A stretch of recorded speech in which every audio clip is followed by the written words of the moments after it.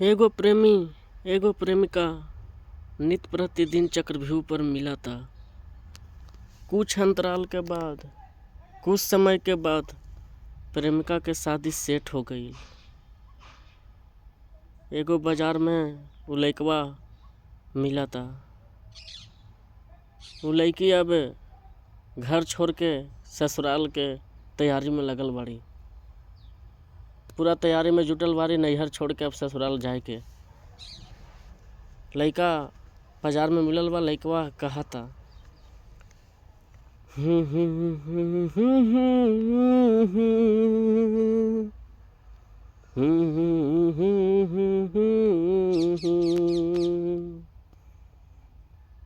अरे हम तोरा बिना अब जियब रे।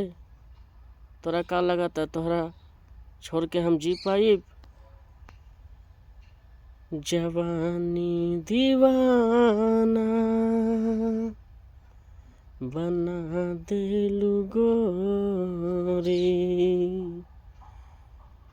मिले खातिर जान आवती रहलू चोरी चोरी। पहले तो एगो मिस कॉल मारत रहनी त तू तो फोन करत रहलू। अब तो पिया के कोरा में चल जेबू तब तो मिस कॉल का, अब तो फोन उठाए वाला बारू रे।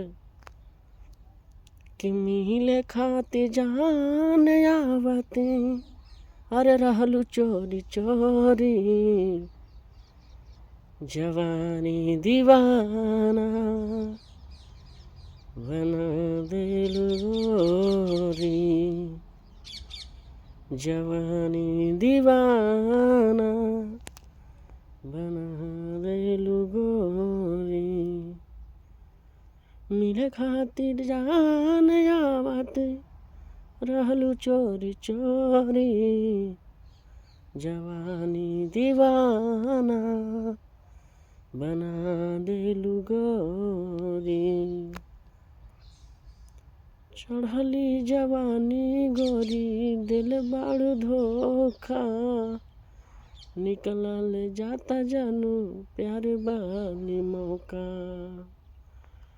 दे दे एगो चुमा अरे जतरा बन जाई, लगता कि रामदेव बाबा के बनबू लुगाई। अरे भीख मांगतानी हम ता अरे दिल दे दतानी। जवानी दीवाना बना देलू गोरी, अरे जवानी दीवाना बना देलू गोरी। मिले खातिर जान आवते अरे रहलू चोरी चोरी। जवानी दीवाना बना देलू गोरी, जवानी दीवाना बना देलू गोरी।